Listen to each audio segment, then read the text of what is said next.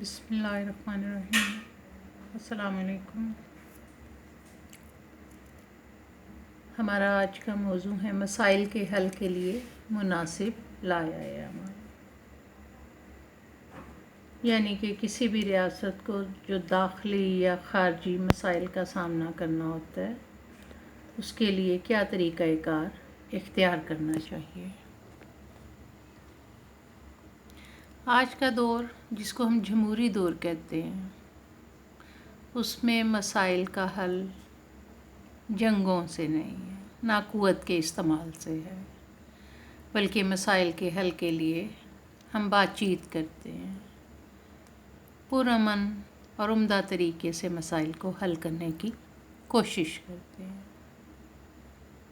کسی بھی ریاست کو اور کسی بھی جمہوری ریاست کو بہت سے مسائل کا سامنا ہوتا ہے، اور ان مسائل کو نپٹانے کے لیے ان کا حل جون سا ہے وہ مناسب طریقے سے نکالا جا سکتا ہے، اور اس کو ہم مختلف حصوں میں تقسیم کرتے ہیں۔ سب سے پہلے ہم یہ دیکھتے ہیں کہ مسائل کے حل کے لیے ایک ایسے رہنما کا ہونا ضروری ہے جس میں قائدانہ صلاحیتیں واقعی ہوں، وہ سچا ایماندار ہو، اپنی قوم کو صحیح راہ دکھا سکے،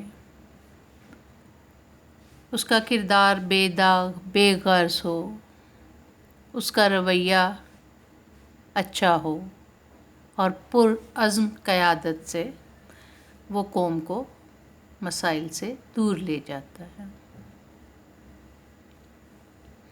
اور اس کے لیے ہم ماضی میں محمد علی جناح کی مثال بھی لے سکتے ہیں کہ ان کی قائدانہ صلاحیتوں کی وجہ سے مسلمانان بر صغیر نے آزادی حاصل کی۔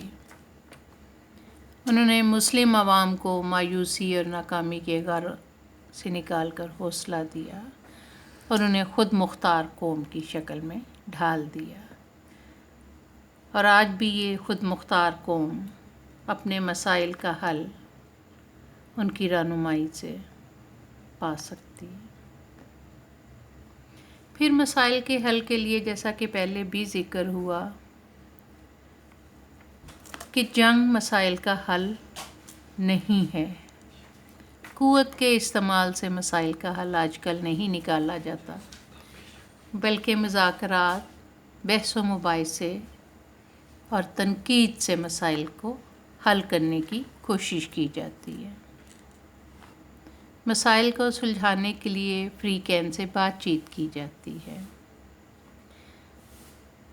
گفتگو میں عموماً میرٹ اور برتر دلائل کو پیش نظر رکھا جاتا ہے، اور اس کے لیے پھر ہم مثال محمد علی جناح سے لیتے ہیں کہ انہوں نے ہندوؤں اور انگریزوں سے الگ الگ اور مشترکہ طور پر بھی بات چیت میں حصہ لیا۔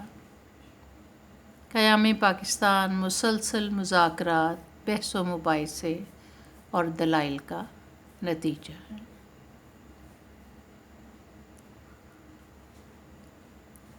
ایک اور حوالہ اتحاد، یقین اور نظم و ضبط کا بھی ہے۔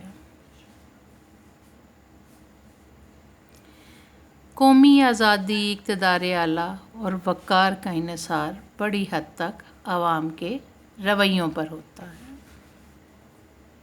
اور اگر کوئی قوم دیگر اقوام کی برادری میں باوقار انداز میں رہنا چاہتی ہے تو اسے اتحاد، یقین اور نظم و ضبط سے کام لینا ہوتا ہے۔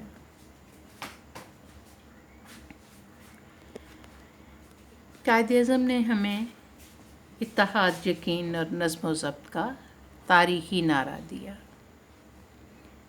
وہ سیاسی، تعلیمی، معاشرتی اور دیگر شعبوں میں انہوں نے قوم کو متحد کیا، اور آخر کار اس قوم نے اپنی منزل کو پا لیا۔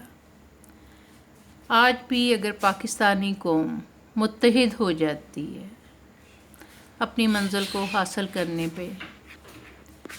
کے لیے جدوجہد کرتی ہے، منزل کو حاصل کرنے کا یقین رکھتی ہے،